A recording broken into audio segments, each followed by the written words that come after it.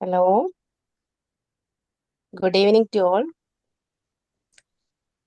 നമ്മുടെ എറ്റേണൽ ഫ്ലോയുടെ feel free ടോക്കിലേക്ക് എല്ലാവരെയും സ്വാഗതം ചെയ്യുകയാണ്. ഇന്ന് നമുക്ക് PCOD കുറിച്ചുള്ള എല്ലാ ഡീറ്റെയിൽസും തരാൻ വേണ്ടിയിട്ട് ഡോക്ടർ ഹിബ ഹാഷിർ നമ്മോടൊപ്പമുണ്ട്. നമുക്ക് മാമിനെ ഫ്ലോറിലേക്ക് വെൽക്കം ചെയ്യാം. അത് കൂടാതെ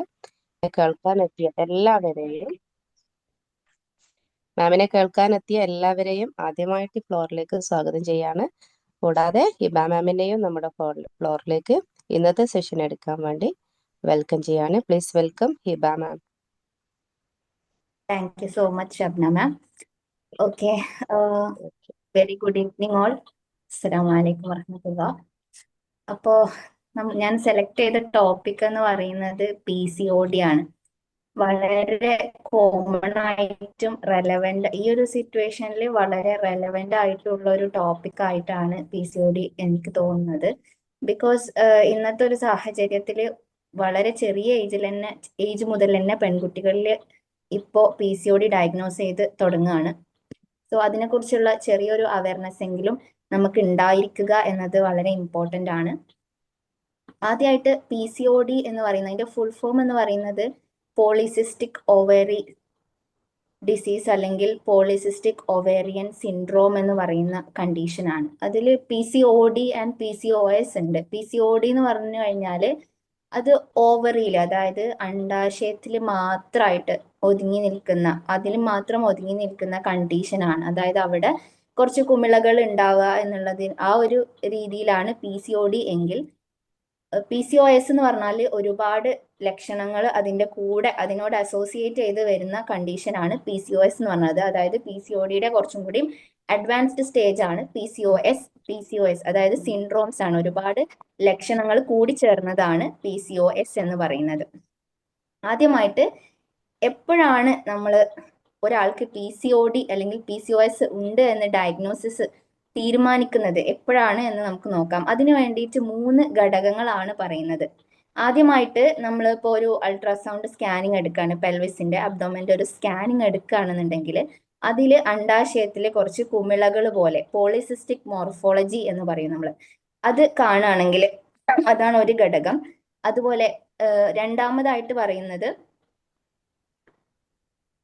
പുരുഷ ഹോർമോണുകൾ പെൺകുട്ടികളിൽ കൂടുതലായിട്ട് അത് നമ്മൾ ടെസ്റ്റ് ചെയ്യുന്ന സമയത്ത് പുരുഷ ഹോർമോണുകൾ ആൻഡ്രോജൻസ് എന്ന് പറയുന്നത് ബോഡിയിൽ അളവ് കൂടുതലാണെങ്കിൽ അതിൻ്റെതായ ലക്ഷണങ്ങൾ കണ്ടുവരികയാണെങ്കിൽ, അതുപോലെ മൂന്നാമതായിട്ട് ഓവുലേഷൻ അതായത്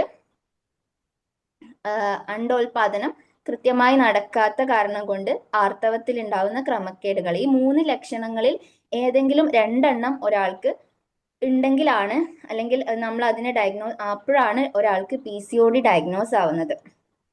ഓക്കെ, അപ്പോൾ ഇതിൽ ഏതെങ്കിലും ഒന്നൊക്കെ നമുക്ക് സ്റ്റാർട്ടിങ്ങിൽ ഉണ്ടെങ്കിലും അത് നമ്മൾ എന്തെയില്ല, അത് അതിന്റെ സ്റ്റാർട്ടിങ് സ്റ്റേജ് ആണ്. കറക്റ്റ് ആയിട്ട് ഡയഗ്നോസ് ചെയ്യണമെങ്കിൽ ഏതെങ്കിലും 2 കണ്ടീഷനോ 3 കണ്ടീഷനോ നമുക്ക് ഉണ്ടായിരിക്കണം. ഓക്കെ, ഇനി എന്തൊക്കെയാണ് ഇതിന്റെ ലക്ഷണങ്ങളായിട്ട് വരുന്നത് നോക്കാം. വളരെ കോമൺ ആണ്, ഒട്ടുമിക്ക പേർക്കും അറിയുന്നുണ്ടാവും. എങ്കിലും ലക്ഷണങ്ങൾ കുറച്ചും കൂടി ഡീറ്റെയിൽ ആയിട്ട് നമുക്ക് നോക്കാം എന്തൊക്കെയാണ് ലക്ഷണങ്ങൾ എന്ന് വരുന്നത് എന്നുള്ളത്. ഫസ്റ്റ് ആയിട്ട് മെയിൻ ആയിട്ട് വരുന്ന ലക്ഷണങ്ങൾ എന്ന് പറയുന്നത്, മോസ്റ്റ് കോമൺ ആയിട്ടുള്ള സിംറ്റം എന്ന് പറയുന്നത് ക്രമം തെറ്റി വരുന്ന ആർത്തവം തന്നെയാണ്. അതായത് പീരിയഡ്സിന്റെ ഇറഗുലാരിറ്റീസ് ആണ്. അതില് ചിലപ്പോൾ ചില ആളുകൾക്ക് എന്താ വെച്ചാൽ വളരെ കോമൺ ആയിട്ട് 28 to 35 ഡേയ്സ് ആണ് ഒരു പീരിയഡ്സിന്റെ സൈക്കിൾ എന്ന് പറയുന്നത്. 1 month സൈക്കിൾ എന്ന് പറയുന്നത് 28 ഡേയ്സ് അല്ലെങ്കിൽ കൂടി പോയാൽ 35 ഡേയ്സ് വരെയൊക്കെ നമുക്ക് പോവാം. അതിനേക്കാൾ കൂടുതലായിട്ട് പ്രൊലോങ്ഡ് ആയിട്ടുള്ള സൈക്കിൾ ഡ്യൂറേഷൻ. അപ്പോൾ ഒരാൾക്ക് എന്ത് ചെയ്യും, ഈ മന്ത് പീരിയഡ്സ് ആയി കഴിഞ്ഞാൽ ഒരു 2-3 മാസം കഴിഞ്ഞിട്ട് പിന്നെ അടുത്ത പീരിയഡ്സ് വരിക, വളരെ ഇറഗുലർ ആയിട്ട് പീരിയഡ്സ് വരുന്ന ഒരു കണ്ടീഷൻ. അല്ലെങ്കിൽ ഒരു 35 to 40 ഏജ് ഒക്കെ ഉള്ള ആളുകൾ, അതായത് ഒരു 45 എബോവ് ഒക്കെ ആവുമ്പോഴാണ് കോമൺലി മെനോപോസ് ആർത്തവ വിരാമം കോമൺ ആയിട്ട് ഉണ്ടാവാറുള്ളത്. എങ്കിൽ കൂടി ഇപ്പോൾ വളരെ നേരത്തെ, അതൊരു 35 വയസ്സിൽ അല്ലെങ്കിൽ ഒരു 30 വയസ്സിന്റെ ആ ഒരു സ്റ്റേജിൽ തന്നെ നേരത്തെ തന്നെ ആർത്തവ വിരാമം വരിക എന്നതും ഇതിന്റെ ഒരു ലക്ഷണമാണ്. അതുപോലെ പിന്നീട് വരുന്നത് എന്താണ് ഫസ്റ്റ് നല്ല ഫ്ലോ ഉള്ള ബ്ലീഡിങ്, നല്ല ഓവർഫ്ലോ ആയിട്ടുള്ള ബ്ലീഡിങ് കുറച്ചു കാലം വന്നു. അങ്ങനെ രക്തക്കുറവ്, സോറി, അങ്ങനത്തെ കണ്ടീഷൻസ് ഒക്കെ വന്നിട്ട് പിന്നീട് ബ്ലഡ് കംപ്ലീറ്റ് പീരിയഡ്സിന്റെ സ്ലോ ഒലിഗോമെനോറിയ എന്ന് പറയുന്ന കണ്ടീഷൻ, അതായത് പിന്നീട് ബ്ലീഡിങ് വളരെ ചുരുങ്ങി ചുരുങ്ങി സൈക്കിള് പ്രൊലോങ്ഡ് ആയി വരുന്ന കണ്ടീഷൻ. ഇങ്ങനെ പല രീതിയിൽ മെൻസസിൽ എന്ത് ചെയ്യുന്നുണ്ട്, ക്രമക്കേടുകൾ വരാൻ ചാൻസ് ഉണ്ട്. പക്ഷെ പൊതുവെ ആളുകൾ എന്ത് ചെയ്യൂല, ഇത് വളരെ ലേറ്റ് ആയിട്ട് അങ്ങനെ ശ്രദ്ധിക്കൂല. കാരണം പീരിയഡ്സിൽ ചില ടൈമിലൊക്കെ ഇറഗുലാരിറ്റീസ് വരുന്നുണ്ടെങ്കിൽ സ്ത്രീകൾ അത്ര വലിയ കാര്യമാക്കൂല, കാരണം നമുക്ക് അത്ര വലിയ പ്രശ്നങ്ങൾ ഉണ്ടാക്കുന്ന ഒരു കാര്യമല്ലാത്തതുകൊണ്ട്. പക്ഷെ എപ്പോഴാണ് ഇത് മെയിൻലി നോട്ടീസ് ചെയ്ത് വരാന്നുണ്ട് വരല് എന്ന് വെച്ചാൽ കല്യാണമൊക്കെ കഴിഞ്ഞ് തുടക്കക്കാരിൽ, അല്ലെങ്കിൽ കല്യാണമൊക്കെ കഴിഞ്ഞ ഒരു ഏജിലാണെങ്കിൽ പ്രഗ്നന്റ് ആവാൻ നോക്കുന്ന സമയത്ത്, കൺസീവ് ചെയ്യാതിരിക്കുന്ന സമയത്താണ് ഇവർ പിന്നെ ഡോക്ടറൊക്കെ പോയി കണ്ട് സ്കാനിങ് ഒക്കെ എടുക്കുമ്പോഴാണ് ഇത് ശ്രദ്ധിക്കപ്പെടുന്നത്. ഇൻഫെർട്ടിലിറ്റിയിലേക്ക് മാറുമ്പോഴാണ് ഓക്കെ PCOD ആണ് എന്നുള്ളത് തിരിച്ചറിയുന്നത്. അതുവരെ ചിലപ്പോൾ നോട്ടീസ് ചെയ്യാതെ പീരിയഡ്സിന്റെ ചെറിയ ചെറിയ ഇറഗുലാരിറ്റീസ് ഉണ്ടെങ്കിലും അതൊക്കെ മൈൻഡ് ആക്കാതെ അങ്ങനെ പോകുന്നതായിരിക്കാം. അല്ലെങ്കിൽ ഒരു ഫസ്റ്റ് പ്രഗ്നൻസി ഒക്കെ കഴിഞ്ഞ് സെക്കൻഡ് പ്രഗ്നന്റ് ആവാൻ നോക്കുന്ന സമയത്ത് പ്രഗ്നന്റ് ആവാതിരിക്കുമ്പോഴൊക്കെയാണ് എന്ത് ചെയ്യുന്നത്, ഇത് ഡയഗ്നോസ് ആവുന്നത്. കുറച്ച് ലേറ്റ് ആയിട്ടാണ് ഡയഗ്നോസ് ആവുന്നത്. സോ ഇതിന്റെ മെയിൻ ആയിട്ടുള്ള ഒരു സിംറ്റം ആണ് എന്ത്, ഇൻഫെർട്ടിലിറ്റി. അതുപോലെ ഇൻഫെർട്ടിലിറ്റി അതായത് വന്ധ്യത എന്ന് പറയുന്നതും ഇതിന്റെ മെയിൻ കാരണമാണ്. അതായത് അണ്ടോൽപാദനം കൃത്യമായി നടക്കാത്തത് കൊണ്ടാണ്. അത് എന്തുകൊണ്ടാണെന്ന് വെച്ചാൽ ഓവറിയിൽ കുമിളകൾ പോലെ ഫോം ചെയ്യുന്നത് കൊണ്ട്, അവിടുത്തെ മോർഫോളജിയിലൊക്കെ ചേഞ്ചസ് വരുന്നത് കൊണ്ട്, കൃത്യമായി നടക്കാത്തത് കൊണ്ട് വന്ധ്യത വരാം. അതുപോലെ തന്നെ ഇൻ കേസ് പ്രഗ്നന്റ് ആയി കഴിഞ്ഞാൽ തന്നെ മിസ്കാരേജ്, അബോർഷൻ കേസുകൾ, കണ്ടീഷൻസ് ഒക്കെ ഇതിന്റെ മെയിൻ കോമൺ ആയിട്ടുള്ള ലക്ഷണങ്ങളാണ്. പിന്നെ വരുന്നത് പുരുഷ ഹോർമോണുകളുടെ കൂടുതൽ, അതായത് സ്ത്രീകളിൽ, പെൺകുട്ടികളിൽ പുരുഷ ഹോർമോൺ ഓവർ ആയതുകൊണ്ട് കൗമാരക്കാർക്കാണ് ഇതിന്റെ മെയിൻ പ്രശ്നങ്ങൾ. അവരാണ് ഇതിന്റെ മെയിൻ ആയിട്ട് ഇതിനെ ശ്രദ്ധിക്കുന്നത്. അതായത് ഓവറായിട്ട് മെയിൽസിന്റെ പോലത്തെ ഹെയർ ഗ്രോത്ത് ബോഡിയിൽ ഉണ്ടാവുക. മെയിൽസ് ആണുങ്ങളെ പോലെ ഫേസിലാണെങ്കിലും ബാക്കിയുള്ള പാർട്സിലൊക്കെ ഓവർ ആയിട്ടുള്ള ഹെയർ ഗ്രോത്ത് ഉണ്ടാവുക. അതല്ലെങ്കിൽ കൗമാരക്കാരെ കൂടുതൽ അലട്ടുന്ന പ്രോബ്ലംസിലേക്ക് എന്താ പറയാ, മുഖക്കുരു, ഇതൊക്കെ വരുമ്പോഴാണ്. അല്ലെങ്കിൽ അമിതമായിട്ടുള്ള ഹെയർ ലോസ്, ഹെയർ ഫോൾ വരുന്നത്. അല്ലെങ്കിൽ ഈ കഴുത്തിന്റെ ഭാഗത്ത് അല്ലെങ്കിൽ കക്ഷത്തിന്റെ ഭാഗത്ത്, ഇങ്ങനെ അങ്ങനത്തെ ഭാഗത്തൊക്കെ എന്ത് ചെയ്യാ, നല്ല കറുപ്പ് കളർ വരാം. കളറ് കറുപ്പ് ഇങ്ങനെ കൂടിക്കൂടി വരുന്നതും ഇതിന്റെ ഒരു ലക്ഷണമാണ്. ഈ ഒരു ലക്ഷണങ്ങൾ, അതായത് ഈ ഇങ്ങനത്തെ ലക്ഷണങ്ങൾ കൂടുതലും നോട്ടീസ് ചെയ്യുന്നത് ചെറിയ ഏജിലുള്ള ആളുകളാണ്. അവർക്ക് ഇത് PCOD ആണെന്നൊന്നും അറിയില്ലെങ്കിലും അവർക്ക് ഇത് ഭയങ്കര അലട്ടുന്ന ഒരു പ്രശ്നമായിരിക്കും. എന്താ ഇങ്ങനെ ആക്നെ വരുന്നുണ്ടല്ലോ, എന്തുകൊണ്ടാണ് അങ്ങനെ, ആ രീതിയിൽ അതൊക്കെ ആയിരിക്കും അവരുടെ പ്രശ്നങ്ങളായിട്ട് വരുന്നത്.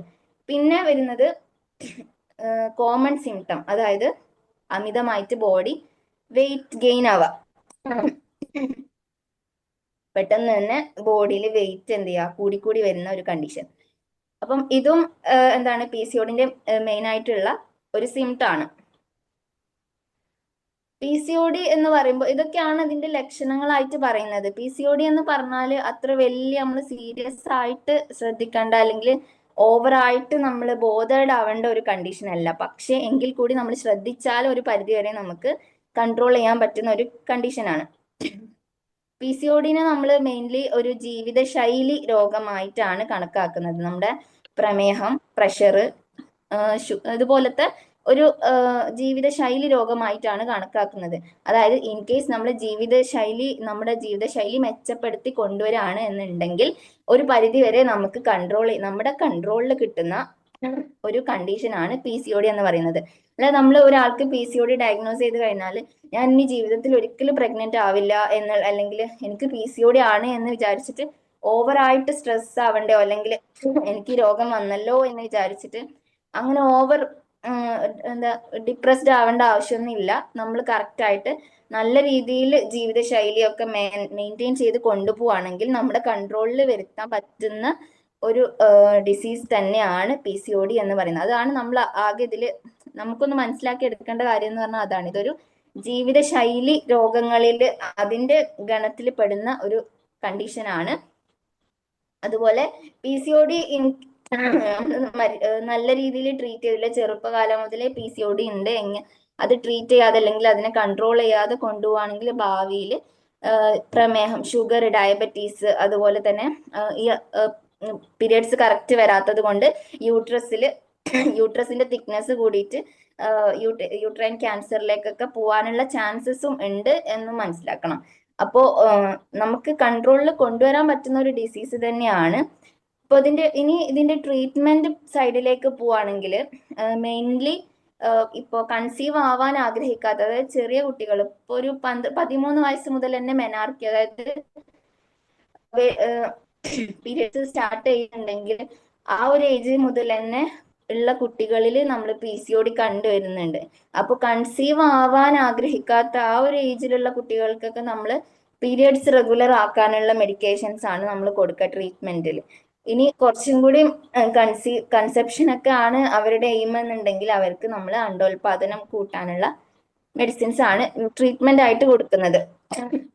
പക്ഷെ ട്രീറ്റ്മെന്റ് സൈഡ് നമ്മൾ PCODന്റെ കേസിൽ നോക്കുമ്പോൾ നമുക്ക് നമ്മളൊരു ഡോക്ടറെ പോയി കണ്ട് മെഡിസിൻസ് എടുക്കുക. ഈ ഒരു മെഡിസിൻ എടുക്കുന്നതുകൊണ്ട് ഇപ്പോൾ വേറൊരു കണ്ടീഷൻ, ഇപ്പോൾ ഇൻ കേസ് നമുക്കൊരു ഫീവർ ഒക്കെ വന്നു കഴിഞ്ഞാൽ, ഒരു പനിയൊക്കെ വന്നു കഴിഞ്ഞാൽ നമ്മൾ എന്ത് ചെയ്യും, ഡോക്ടർ കറക്റ്റ് മെഡിസിൻ തന്നാൽ ഈ മെഡിസിൻ കഴിച്ചു കഴിഞ്ഞാൽ ഞാൻ കുറച്ച് റെസ്റ്റ് ഒക്കെ എടുത്തു കഴിഞ്ഞാൽ എൻ്റെ രോഗം മാറും എന്നുള്ള ഒരു കംപ്ലീറ്റ് ട്രസ്റ്റ് നമുക്കുണ്ട്. അതായത് ഈ മെഡിസിനിൽ നമുക്ക് കംപ്ലീറ്റ് ട്രസ്റ്റ് ചെയ്യാം. ഈ മെഡിസിൻ കഴിച്ചു കഴിഞ്ഞാൽ എൻ്റെ അസുഖം മാറും, പ്രത്യേകിച്ച് നമ്മൾ അതിനുള്ള എഫേർട്ട് ഒന്നും എടുക്കേണ്ട ആവശ്യമില്ല.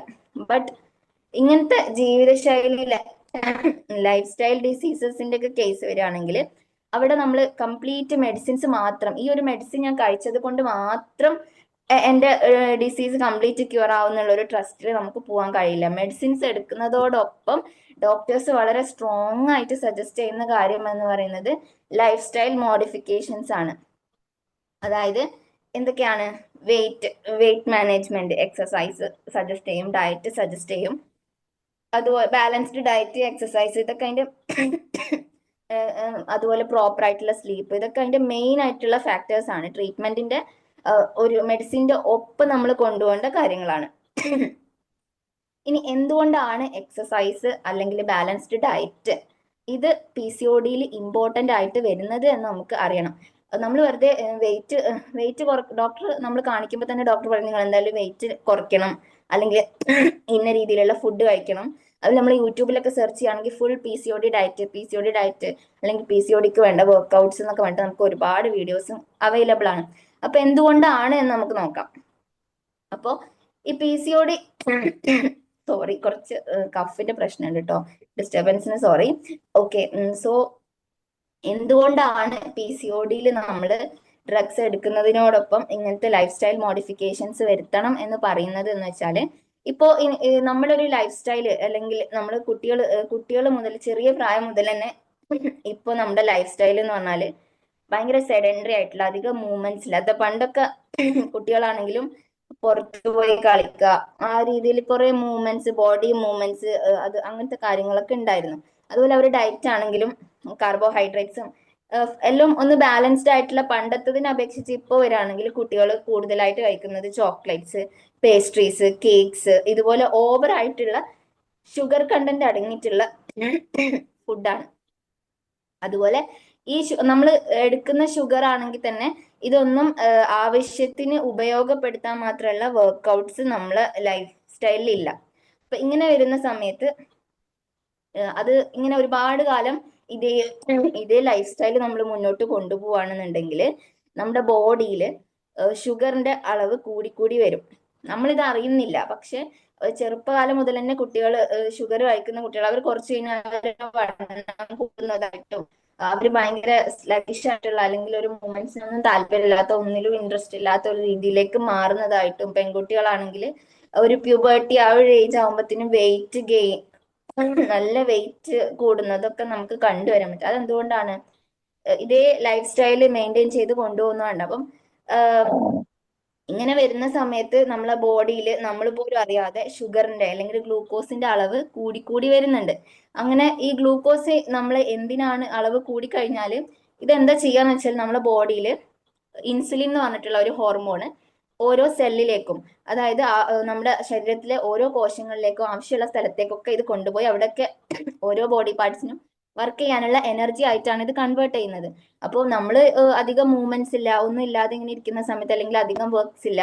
പണ്ടത്തെ കാലത്ത് എന്ന് പറഞ്ഞാൽ പുറത്തു പോയി കളക്കാനും ഇതാക്കാനും അങ്ങനെ പല പല എന്തൊക്കെ കുറച്ചും കൂടി മൂവ്മെന്റ്സ് കൂടുതലായിരുന്നു. ഇന്നത്തെ കാലത്ത് എന്ന് പറഞ്ഞാൽ അധികം കിച്ചണിൽ വർക്ക് ചെയ്യുന്നവരാണെങ്കിൽ കൂടി അധികം ബോഡി അധികം എനർജി കൺസംഷൻ ഇല്ല. അപ്പൊ അങ്ങനെ വരുന്ന സമയത്ത് ഇത് ബോഡിയിൽ സ്റ്റോർ ആവുന്നുണ്ട്. അങ്ങനെ എല്ലാ കോശങ്ങളിലും ആവശ്യത്തിന് സ്റ്റോർ ആയി കഴിഞ്ഞാൽ പിന്നെ ഉണ്ടാവുന്നത് ബ്ലഡിൽ ഗ്ലൂക്കോസിന്റെ അളവ് കൂടുക എന്നുള്ളതാണ്. ഇങ്ങനെ ബ്ലഡിലും ഗ്ലൂക്കോസിന്റെ അളവ് കൂടിക്കൂടി വന്നു കഴിഞ്ഞാൽ ലാസ്റ്റ് എന്താ സംഭവിക്കാം?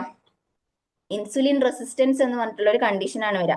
അതായത് നമ്മളെ ശരീരത്തിൽ ഓവറായിട്ട് ഈ ബ്ലഡിലുള്ള ഗ്ലൂക്കോസിനെയൊക്കെ ഒന്ന് ഉപയോഗപ്പെടുത്താൻ വേണ്ടിയിട്ട് ഒരുപാട് ഇൻസുലിൻ പ്രൊഡ്യൂസ് ചെയ്യപ്പെടും. പക്ഷെ ഈ ഇൻസുലിൻ പ്രൊഡ്യൂസ് ചെയ്തിട്ട് കാര്യമില്ല, കാരണം സെൽസിനൊന്നും ഗ്ലൂക്കോസ് ആവശ്യമില്ല.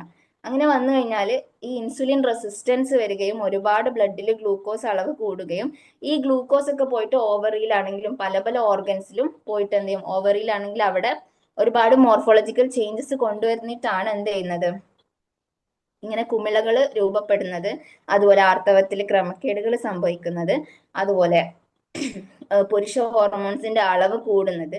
ഇതിന്റെയൊക്കെ മെയിൻ കാരണം എന്ന് പറയുന്നത് ഇൻസുലിൻ റെസിസ്റ്റൻസും അതുപോലെ ഗ്ലൂക്കോസിന്റെ അളവ് കൂടുന്നതുമാണ്. അപ്പം ഡയബറ്റീസിന്റെ പോലത്തെ വേറൊരു കണ്ടീഷൻ, ഷുഗർ വരുന്നത് പോലത്തെ വേറൊരു കണ്ടീഷൻ ആണ് PCOD എന്ന് പറയുന്നത്. അപ്പൊ നമ്മള് എന്നിട്ട് ഈ ഇൻസുലിൻ ഓവർ ആയിട്ടുള്ള ഗ്ലൂക്കോസിനെ പിന്നെ എന്താ ചെയ്യുക? അത് പോയിട്ട് ഫാറ്റ് ആയിട്ട് ഓരോ ഭാഗത്തും കൊണ്ടുപോയി സ്റ്റോർ ചെയ്യാണ് ചെയ്യുക.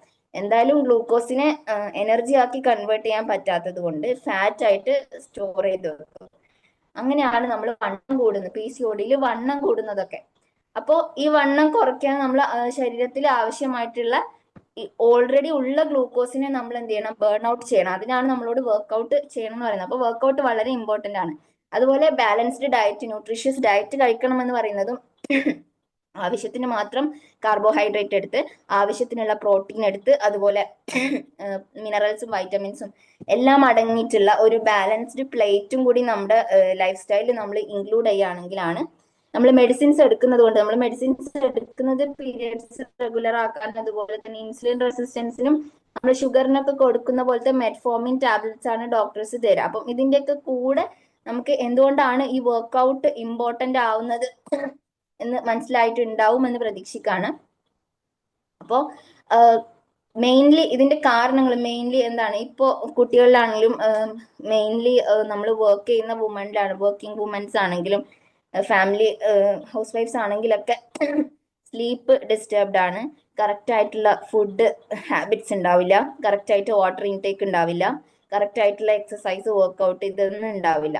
അപ്പം ഇങ്ങനെയൊക്കെ വരുന്ന കണ്ടീഷൻസിലാണ് നമ്മുടെ ബോഡി ഇങ്ങനെ സ്ലോലി ആണ് എന്ത് ചെയ്യുന്നത്? ഇതുപോലെയുള്ള കണ്ടീഷൻസിലേക്ക് നമ്മൾ എത്തിച്ചേരുന്നത്, നമ്മൾ പോലും അറിയാതെ എത്തിച്ചേരുന്നതാണ്. അപ്പം ഇതിനൊക്കെ നമുക്ക് ടാക്കിൾ ചെയ്യണം. ഒരു 3 months കൊണ്ട് ഇപ്പോൾ PCOD ഡയഗ്നോസ് ആയ ആളുകളാണെങ്കിൽ കൂടി കറക്റ്റ് ആയിട്ടുള്ള ഡിസിപ്ലിൻഡ് ആയിട്ടുള്ള ഒരു ലൈഫ് ലീഡ് ചെയ്യുകയാണെന്നുണ്ടെങ്കിൽ വിത്ത് ട്രീറ്റ്മെന്റ് ആണെങ്കിൽ നമുക്ക് എന്ത് ചെയ്യാൻ പറ്റും? റിവേഴ്സ് ചെയ്ത് കൺസീവ് ചെയ്യാൻ പറ്റും, പ്രഗ്നന്റ് ആവാൻ പറ്റുന്ന രീതിയിലാണ് പോകുന്നത്. അത്ര വലിയ കൺസെപ്ഷൻ ഒരിക്കലും നടക്കില്ല എന്നുള്ള രീതിയൊന്നും അല്ല. ഇതുപോലെ ഡോക്ടേഴ്സ് പറയുന്ന നിർദ്ദേശങ്ങളൊക്കെ കറക്റ്റ് ആയിട്ട് പാലിച്ചുകൊണ്ട് മുന്നോട്ട് പോവുകയാണെന്നുണ്ടെങ്കിൽ നമുക്ക് എന്ത് ചെയ്യാൻ പറ്റും? PCODനെ വളരെ നല്ല രീതിയിൽ കൺട്രോൾ ചെയ്ത് കൊണ്ടുവരാൻ പറ്റും. ഇനി ഒരാള് ഇതുപോലെ ട്രീറ്റ്മെന്റ് ഒക്കെ എടുത്ത് PCOD ഒക്കെ മാറി 3 months കൊണ്ട് നമ്മൾ ചെക്ക് ചെയ്ത് കഴിഞ്ഞപ്പോൾ സ്കാനിങ്ങിലൊക്കെ നോർമൽ ആയൊക്കെ ചെയ്തു. പക്ഷെ വീണ്ടും പഴയ പോലത്തെ ഒരു സ്റ്റേറ്റിലേക്ക്, അതായത് പഴയ സിറ്റുവേഷൻസിലേക്ക്, ഓവർ ആയിട്ടുള്ള മധുരത്തിന്റെ ഉപയോഗം, അല്ലെങ്കിൽ എക്സസൈസ് വർക്ക്ഔട്ട്സ് ഒന്നും ഇല്ലാത്തൊരു ലൈഫ്, സ്ലീപ്പ് പാറ്റേൺസ് പിന്നെയും ഡിസ്റ്റർബ്ഡ് ആവുന്നത്, ഓവർ ആയിട്ടുള്ള സ്ട്രെസ്, ഇങ്ങനെ കണ്ടീഷൻസ് വന്നു കഴിഞ്ഞാൽ വീണ്ടും ഇത് റിവേഴ്സൽ ചാൻസും ഉണ്ട്. അപ്പൊ നമ്മൾ മെയിൻ ആയിട്ട് നമുക്ക് ഇമ്പോർട്ടന്റ് ആയിട്ടുള്ള കാര്യം എന്ന് പറയുന്നത് നല്ല ബാലൻസ്ഡ് ആയിട്ടുള്ള ഒരു ഡയറ്റ്, നല്ല രീതിയിലുള്ള അതും ഓവർ ആയിട്ടുള്ള എക്സസൈസ് അങ്ങനെയൊന്നുമില്ല. ജസ്റ്റ് ഒരു 45 minutes അല്ലെങ്കിൽ ഒരു 30 minutes ജസ്റ്റ് സ്ട്രെച്ചിങ്ങും വാക്കിങ്ങും അങ്ങനെ മിനിമൽ ആയിട്ടുള്ള എക്സസൈസസ് ആയാലും നമ്മൾ ജസ്റ്റ് അങ്ങനെയെങ്കിലും ഒന്ന് സ്റ്റാർട്ട് ചെയ്യാൻ തുടങ്ങാം. അതുപോലെ ഇനിയിപ്പോൾ PCOD ആയിക്കഴിഞ്ഞാൽ നമ്മൾ ഡയഗ്നോസ് ചെയ്ത് വീട്ടിലേക്ക് വരുമ്പോൾ നമ്മൾ നമുക്കൊന്നും കഴിക്കാൻ പറ്റില്ല, ആ ഒരു രീതിയിൽ എനിക്ക് PCOD ആണ്, ഇനി ഒന്നും കഴിക്കാൻ പറ്റില്ല, ഒന്നും ചെയ്യാൻ പറ്റില്ല, അങ്ങനെ ഇങ്ങനെയെന്നൊക്കെ പറഞ്ഞിട്ട് ആ ഒരു സ്ട്രെസ്സിലേക്ക് നമ്മൾ പോകുന്നതിന് പകരം കുറച്ചും കൂടി ആക്റ്റീവായിട്ട് നല്ലൊരു പോസിറ്റീവായിട്ട് അതിനെ എടുത്തിട്ട് നല്ലൊരു ലൈഫ് സ്റ്റൈൽ കൊണ്ടുവരാനാണ് നമ്മൾ നോക്കേണ്ടത്. നമ്മൾ ബാലൻസ്ഡ് ഡയറ്റ്, ഇൻ കേസ് നമ്മളിപ്പോ നമുക്ക് എന്തായാലും ഒഴിവാക്കാൻ പറ്റില്ല. പല നമുക്ക് കുറെ ഫങ്ഷൻസ് ഉണ്ടാവും, പല പല സിറ്റുവേഷൻസ് ഉണ്ടാവും, നമുക്ക് ഇങ്ങനെയൊക്കെ കഴിക്കണ്ട, കംപ്ലീറ്റ് ആയിട്ട് നമുക്ക് ഒഴിവാക്കാൻ പറ്റുന്ന ഒരു സിറ്റുവേഷൻ ആയിരിക്കില്ല. അപ്പൊ നമ്മൾ സ്റ്റാർട്ടിങ്ങിൽ വളരെ നല്ല രീതിയിൽ നമുക്ക് ഇപ്പം ഇൻ കേസ് നമ്മളൊരു ഷുഗർ എടുക്കുകയാണെങ്കിൽ നമ്മൾ അറിയണം, ഓക്കെ ഞാൻ ഇത്ര ഷുഗർ ഇന്ന് കഴിച്ചിട്ടുണ്ട്, അപ്പൊ അതിനുള്ള വർക്ക്ഔട്ട്, എനർജി ബേൺ ഔട്ട് ഞാൻ ചെയ്യണം എന്നുള്ള രീതിയിൽ എന്ത് ചെയ്യാം, അതിനെ ബേൺ ഔട്ട് ചെയ്യാൻ നോക്കുകയാണ് ചെയ്യേണ്ടത്. അല്ലാതെ എനിക്ക് ഷുഗർ ഒന്നും കഴിക്കാൻ പറ്റില്ല, ഷുഗർ നല്ല ഇഷ്ടമുള്ള ആളുകൾ പെട്ടെന്ന് PCOD ഒക്കെ ഡയഗ്നോസ് ചെയ്തിട്ട് ഇനി എനിക്ക് ഷുഗറേ കഴിക്കാൻ പറ്റില്ല എന്നൊക്കെ പറഞ്ഞിട്ട് അവർ ഭയങ്കര സ്ട്രെസ്സിലേക്ക് പോകുന്ന അവസ്ഥയൊക്കെ ഉണ്ടാവാറുണ്ട്. അപ്പൊ അതിനൊക്കെ ഒന്ന് ടേപ്പർ ചെയ്ത്, അതായത് ആദ്യം ഒരു 2 കേക്കൊക്കെ ഒരുമിച്ച് കഴിക്കുക, അല്ലെങ്കിൽ 2 ലഡു ഒക്കെ ഒരുമിച്ച് കഴിക്കുന്ന ആളുകളാണെങ്കിൽ അതിനെ ഒന്നിലേക്കൊക്കെ ചുരുക്കുക. എന്നിട്ട് മെല്ലെ മെല്ലെ ശ്രമിക്കുക. നമ്മുടെ ഉള്ളിലൊരു എന്താ പറയാ, ഒരു ഡിറ്റർമിനേഷൻ ആണ് നമുക്ക് വേണ്ടത്. ഓക്കെ എനിക്കിത് റിവേഴ്സ് ചെയ്ത് എടുക്കാൻ പറ്റും, അല്ലാതെ എനിക്ക് PCOD ആണ്, എനിക്ക് PCOD ഉണ്ട് എന്ന് പറഞ്ഞിട്ട് ഇനി ഒന്നും ചെയ്യാൻ പറ്റില്ല, ഞാൻ ട്രാപ്ഡ് ആണ്, എനിക്ക് ഒന്നും കഴിക്കാൻ പറ്റില്ല, ഇഷ്ടമുള്ളതൊന്നും ചെയ്യാൻ പറ്റില്ല, ആ ഒരു കേസ് അവർക്ക് പ്രഗ്നന്റ് ആവാൻ പറ്റില്ല, അതിലൊരു ഡിപ്രഷനിലേക്ക് പോകുന്ന അവസ്ഥ ഉണ്ടാവരുത്. നേരെ മറിച്ച് നമ്മൾ ഒരു ഡിറ്റർമിനേഷനിൽ നമ്മളെ തന്നെ ബെറ്റർ ആക്കി, ഓക്കെ എനിക്ക് ഇങ്ങനെ ചെയ്യണം ഇങ്ങനെ ചെയ്യണം എന്നുള്ള രീതിയിൽ നല്ല രീതിയിൽ അതിനെ എടുക്കുക എന്നുള്ളതാണ് നല്ല അപ്രോച്ച് എന്ന് പറയുന്നത്.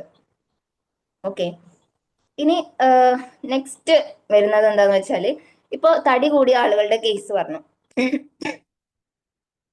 അതുപോലെ ചില ഡൗട്ട്സ് വരാറുണ്ട്, എന്ത്, തടി കുറഞ്ഞ ആളുകള്, തടിയൊന്നും ഇല്ല, തീരെ തടിയില്ലാത്ത ആളുകളില് കൺസെപ്ഷൻ ഇൻഫെർട്ടിലിറ്റി വന്നിട്ട് അവർ പോകുമ്പോഴും ഇതുപോലെ PCODന്റെ ഡയഗ്നോസിസ് വരാറുണ്ട്. ഇതെന്തുകൊണ്ടാണ്? ഇവർക്ക് ഞാൻ തടിയൊന്നും ഇല്ലല്ലോ പിന്നെന്താണ്? അപ്പം ഇത് ലീൻ PCOS എന്ന് പറഞ്ഞിട്ടുള്ള ഒരു കണ്ടീഷനും കൂടി ഉണ്ട്. അതായത് മെലിഞ്ഞ ആളുകളിലും അവരിൽ തടിയൊന്നും കൂടുന്നില്ല, ബട്ട് അവർക്ക് PCOD ഉണ്ട്. അതെന്തുകൊണ്ടാണ് വെച്ചാല് അവരുടെ ശരീരത്തില് മസിൽ മാസ് വളരെ കുറവാണ്. അവർ മെലിഞ്ഞ കാരണം കൊണ്ട് മസിലിന്റെ മാസ്, അവരുടെ പ്രോട്ടീൻ ഇൻടേക്ക് ഒക്കെ വളരെ കുറവാണ്. അവരുടെ ന്യൂട്രീഷൻ കറക്റ്റ് അല്ലാത്തത് കൊണ്ട് അവരുടെ ശരീരത്തിൽ കൂടുതലായിട്ട് ഉണ്ടാവുന്നത് ഫാറ്റ് ആണ്, പ്രോട്ടീൻസ് അല്ലെങ്കിൽ മസിൽ ഡെവലപ്മെന്റ് ഒക്കെ കുറവാണ്. പകരം അവരുടെ അതായത് ന്യൂട്രീഷൻ കറക്റ്റ് അല്ലാത്തത് കൊണ്ട്, ബാലൻസ്ഡ് അല്ലാത്തത് കൊണ്ട് സംഭവിക്കുന്ന ടൈപ്പാണ് ലീൻ PCOS. അവരുടെ മസിൽ മാസിനേക്കാൾ കൂടുതലായിട്ട് അവർക്ക് ബോഡിയിൽ ഫാറ്റ് ഡെപ്പോസിഷൻ ആയിരിക്കും ഉണ്ടാവുക. അതുപോലെ ഒരുപാട് സ്ട്രെസ്, ഇപ്പൊ കൂടുതലായിട്ടും മെലിഞ്ഞ ആളുകൾ അല്ലെങ്കിൽ അങ്ങനത്തെ ഒക്കെ മെലിഞ്ഞ പെൺകുട്ടികൾ അല്ലെങ്കിൽ അങ്ങനത്തെ ഒക്കെ ഉള്ള സമയത്താണെങ്കിൽ അവരുടെ ഒരു പ്രകൃതി എന്ന് പറഞ്ഞാൽ കൂടുതൽ സ്ട്രെസ് ഉള്ളത് കൊണ്ട് തടി വെക്കാത്തത് അല്ലെങ്കിൽ അങ്ങനെയൊക്കെ ഉണ്ടാവുമല്ലോ. ലൈക്ക് അവർ കഴിക്കുന്ന ഭക്ഷണങ്ങൾ അവരുടെ ശരീരത്തിൽ പിടിക്കൂല, ബിക്കോസ് ഓഫ് ഓവർ ആയിട്ടുള്ള സ്ട്രെസ് ആയിരിക്കും. എന്തെങ്കിലും കൂടുതലായിട്ട് എന്താണ് പഠിക്കുന്ന കുട്ടികളായിരിക്കാം, അപ്പോൾ കൂടുതൽ സ്ട്രെസ്, അല്ലെങ്കിൽ വർക്കിംഗ് വുമൻസ് ആയിരിക്കാം, ഓവർ സ്ട്രെസ്. അപ്പം ഇങ്ങനെ സ്ട്രെസ് എടുക്കുന്ന സമയത്ത് ആണെങ്കിൽ കൂടി എന്താണ്, ശരീരത്തിൽ കോർട്ടിസോൾ, സ്ട്രെസ് ഉണ്ടാവുന്ന സമയത്ത് നമ്മുടെ ശരീരത്തിൽ ഉൽപ്പാദിപ്പിക്കപ്പെടുന്ന ഹോർമോൺ ആണ് കോർട്ടിസോൾ എന്ന് പറയുന്നത്. ഈ കോർട്ടിസോളും എന്താണ്, ഇൻസുലിൻ റെസിസ്റ്റൻസിനെ പ്രൊമോട്ട് ചെയ്യുന്ന ഒരു ഹോർമോൺ ആണ്. സോ കോർട്ടിസോൾ ഓവർ ആയിട്ട് സ്ട്രെസ് എടുക്കുന്ന ആളുകളിലും എന്ത് ചെയ്യാൻ പറ്റും, PCOD ഡയഗ്നോസ് ചെയ്യാൻ പറ്റും. സോ നെക്സ്റ്റ് ആയിട്ട് വരുന്നത് പിന്നെ ഫാമിലി ഹിസ്റ്ററി ഉള്ള ആളുകൾ, അതായത് ഫാമിലിയിൽ insulin resistance, diabetes type 2, sugar type 2 പ്രമേഹമുള്ള ആളുകൾ, അതുപോലെ ഈ PCOD ഫാമിലിയിൽ ഉമ്മാക്കോ അല്ലെങ്കിൽ ഉമ്മാന്റെ സിസ്റ്റേഴ്സിനോ ആർക്കെങ്കിലൊക്കെ PCOD ഓൾറെഡി ഡയഗ്നോസ്ഡ് ആണെങ്കിൽ ഫാമിലി ഹിസ്റ്ററിയും ഒരു റിസ്ക് ഫാക്ടർ ആണ്. സോ അങ്ങനെയുള്ള ആളുകളാണെങ്കിലും നേരത്തെ തന്നെ അവരുടെ പാരന്റ്സ്, അങ്ങനത്തെ പെൺകുട്ടികളുടെ പാരന്റ്സ് ആണെങ്കിലും അവരുടെ ഡയറ്റിലും അതുപോലെ അവരുടെ വർക്ക്ഔട്ടിലും അവരുടെ ലൈഫ് സ്റ്റൈലിലൊക്കെ ഒന്ന് കെയർഫുൾ ആവുന്നത് നല്ലതായിരിക്കും. കാരണം ഓൾറെഡി ഇങ്ങനെ ഒരു ഹിസ്റ്ററി ഉള്ളത് കൊണ്ട് പാരമ്പര്യമായിട്ടും വരാൻ ചാൻസ് ഉണ്ട്, പക്ഷെ റിവേഴ്സ് ചെയ്യാൻ പറ്റും. നല്ല രീതിയിൽ ഇൻസുലിൻ റെസിസ്റ്റൻസ് വരാതെ നേരത്തെ തന്നെ ശ്രദ്ധിക്കാനും നമുക്ക് പറ്റും. അപ്പം ഇതാണ് ലീൻ PCOS എന്ന് പറയുന്നത്.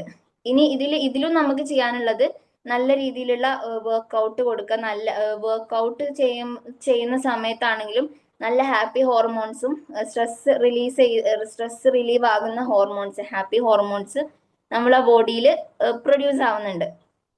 അതുപോലെ ഓവറായിട്ട് സ്ട്രെസ് എടുക്കാതിരിക്കുക. പിന്നെ ലൈഫിൽ ഏറ്റവും ഇമ്പോർട്ടൻ്റ് ആയിട്ടുള്ള ഫുഡ്, വാട്ടർ, അതുപോലെ തന്നെ ഇതൊക്കെ പോലെ തന്നെ ഇമ്പോർട്ടൻ്റ് ആയിട്ടുള്ള കാര്യമാണ് പ്രോപ്പർ ആയിട്ടുള്ള റെസ്റ്റ്. അപ്പം സ്ലീപ്പ് ഷെഡ്യൂൾ കറക്റ്റ് അല്ലെങ്കിൽ അത് കറക്റ്റ് ചെയ്യുക എന്നുള്ളതാണ് ഫസ്റ്റ് ചെയ്യേണ്ട കാര്യം.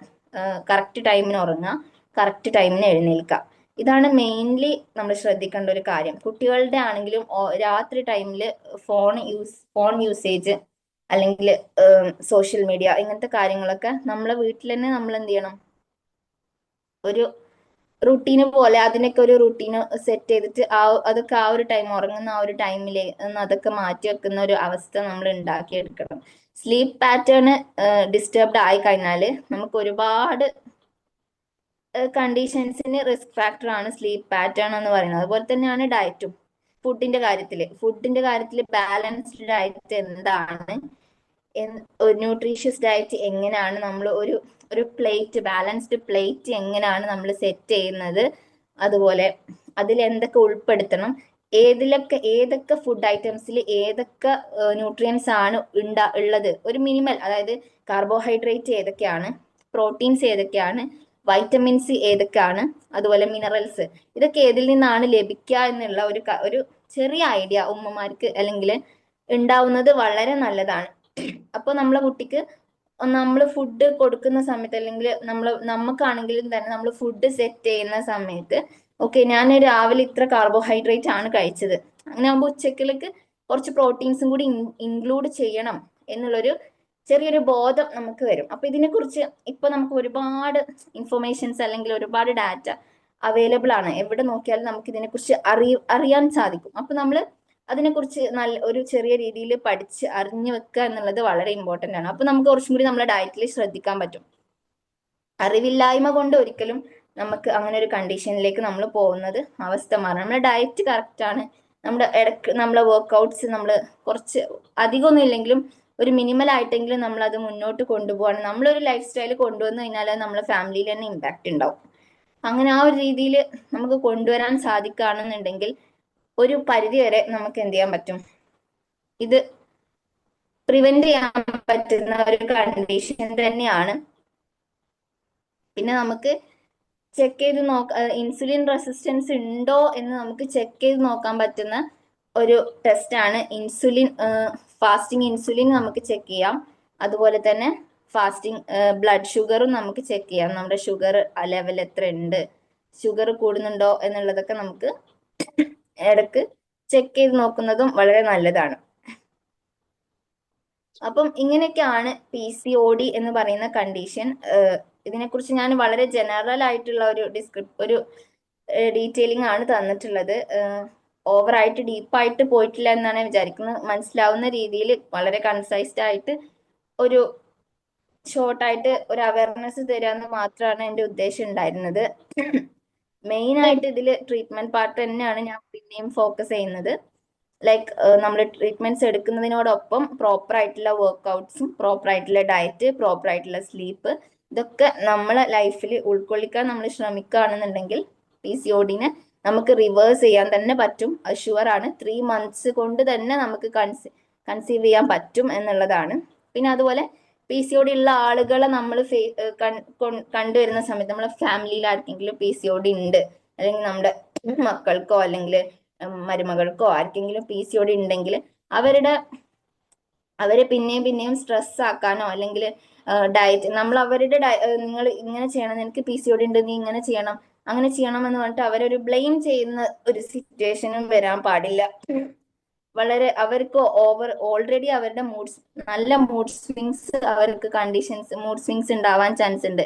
അപ്പൊ വളരെ നല്ല രീതിയിൽ അവരോട് ഇടപഴകാനും അവർക്ക് നല്ല ഹാപ്പി ഹോർമോൺസ് പ്രൊഡ്യൂസ് ചെയ്യാനുള്ള കാര്യങ്ങൾ ചെയ്തു കൊടുക്കാനും അവരെ സപ്പോർട്ട് ചെയ്തുകൊണ്ട് അവരുടെ ഈ ഒരു ജേർണിയിൽ ഹെൽപ്പ് ചെയ്യാനും കൂടെയുള്ള ആളുകൾ, ഫ്രണ്ട്സ് ആണെങ്കിലും അല്ലെങ്കിൽ ഉമ്മമാരാണെങ്കിലും അല്ലെങ്കിൽ മദർ ഇൻ ലോസ് ആണെങ്കിലും ആരാണെങ്കിലും സിസ്റ്റേഴ്സ് ആരാണെങ്കിലും അതിലും അവരുടെ ആ ഒരു ജേണിയിൽ ഹെൽപ്പ് ചെയ്യും കൂടി ചെയ്തു കഴിഞ്ഞാൽ, അതുപോലെ ഹസ്ബൻഡ്സ് ആണെങ്കിലും എല്ലാവരും കൂടി നല്ല സപ്പോർട്ട് ചെയ്ത് മുന്നോട്ട് പോവാണെന്നുണ്ടെങ്കിൽ വളരെ നല്ല രീതിയിൽ തന്നെ എന്ത് ചെയ്യാൻ പറ്റും, നമുക്ക് റിവേഴ്സ് ചെയ്ത് കൺസീവ് ആകാനും അതുപോലെ പീരിയഡ്സിന്റെ ഇറഗുലാരിറ്റീസ് ചേഞ്ച് ചെയ്യാനൊക്കെ നമുക്ക് പറ്റും.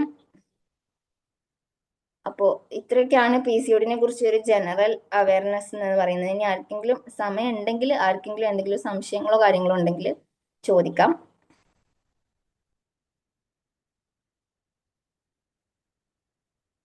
മനസ്സിലായിട്ടുണ്ടാവും എന്ന് വിചാരിക്കുകയാണ്. എന്തെങ്കിലും ഡൗട്ട്സോ പറഞ്ഞതിൽ എന്തെങ്കിലും ക്ലാരിറ്റി കുറവോ ഉണ്ടെങ്കിൽ നിങ്ങൾക്ക് ചോദിക്കാവുന്നതാണ്. നമ്മുടെ ഹിബ, ഡോക്ടർ ഹിബ നല്ലൊരു ക്ലാസ് എടുത്തിട്ടുണ്ട് നമുക്ക് അല്ലേ. നിങ്ങൾക്ക് എന്തെങ്കിലും സംശയം ഉണ്ടെങ്കിൽ ഇപ്പൊ ചോദിക്കാം. ഈ ഒരു ഹെൽത്ത് കണ്ടീഷൻ ഇങ്ങനെ നിൽക്കുന്ന സമയത്തും നല്ല വ്യക്തമായിട്ട് നമുക്ക് കാര്യങ്ങൾ പറഞ്ഞു തന്നിട്ടുണ്ട്. വരാതിരിക്കാൻ ശ്രദ്ധിക്കേണ്ട കാര്യങ്ങൾ വരെ പറഞ്ഞു തന്നിട്ടുണ്ട്. അപ്പോൾ ഇനി എന്തെങ്കിലും സംശയങ്ങൾ ഉണ്ടെങ്കിൽ നിങ്ങൾക്ക് ചോദിക്കാം കേട്ടോ. കുറച്ച് സമയം കൂടിയാണുള്ളത്.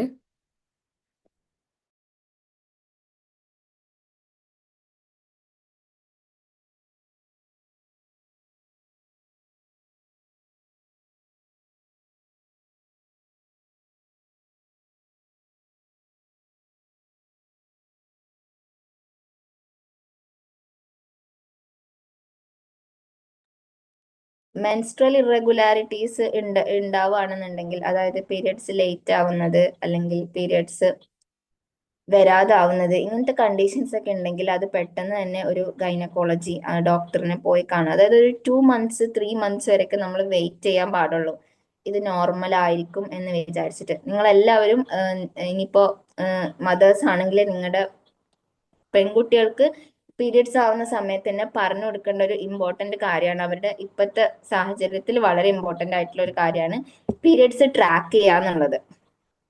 അതായത് അവരുടെ സൈക്കിളിന്റെ ഡ്യൂറേഷൻ എത്ര ഡ്യൂറേഷൻ എടുത്തിട്ടാണ് അവർക്ക് ഒരു പീരിയഡ്സും അടുത്ത പീരിയഡ്സും തമ്മിൽ എത്ര ഡ്യൂറേഷൻ ഉണ്ട്, അതുപോലെ എത്ര ഡേയ്സ് ആണ് അവർക്ക് ബ്ലീഡിങ് ഉണ്ടാവുന്നത്, എത്ര പാഡ്സ് ആണ് അവർ യൂസ് ചെയ്യുന്നത്, എത്ര ഫ്ലോ ഉണ്ട് എന്നുള്ളതൊക്കെ, ക്ലോട്ട്സ് ഉണ്ടോ, ഇങ്ങനത്തെ ഇതൊക്കെ അവർ അവെയർ ആയിരിക്കുന്ന രീതിയിൽ, അതുപോലെ ഓവറായിട്ട് സഹിക്കാൻ പറ്റാത്ത പെയിന് വരുന്നുണ്ടോ, ഇതിനെ കുറിച്ചൊക്കെ അവർ നല്ല രീതിയിൽ അവെയർ ആയിരിക്കണം. പുതിയതായിട്ട് മെൻസസ് ആയി വരുന്ന കുട്ടികൾക്ക് ഈ കാര്യങ്ങളൊക്കെ പാരന്റ്സ് നല്ല രീതിയിൽ പറഞ്ഞു കൊടുക്കണം.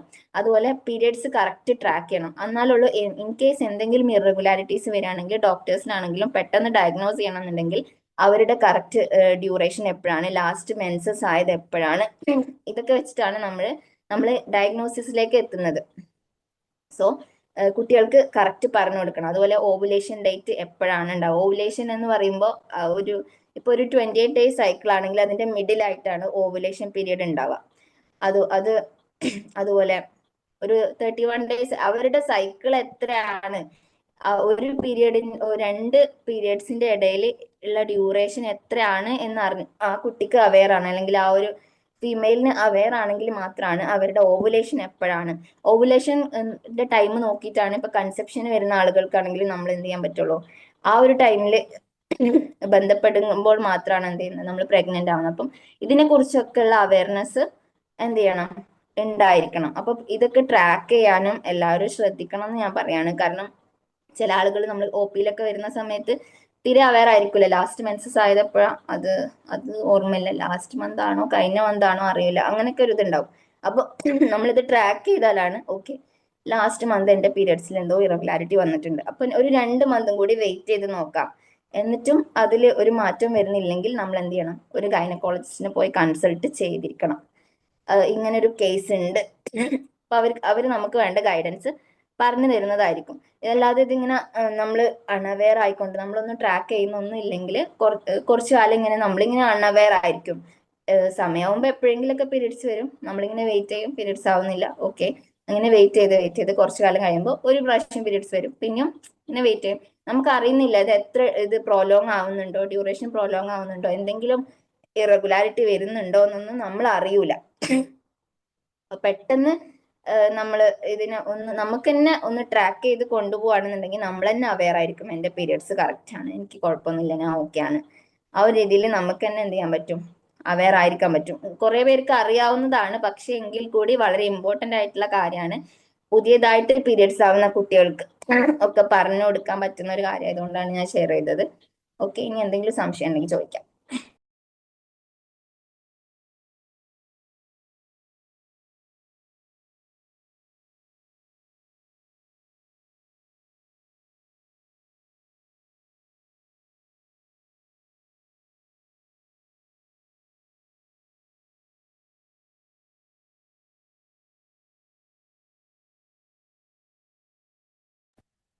ആർക്കും സംശയമൊന്നുമില്ലെങ്കിൽ നമുക്ക് നമ്മുടെ ക്ലാസ് വൈൻഡപ്പ് ചെയ്യാം കേട്ടോ.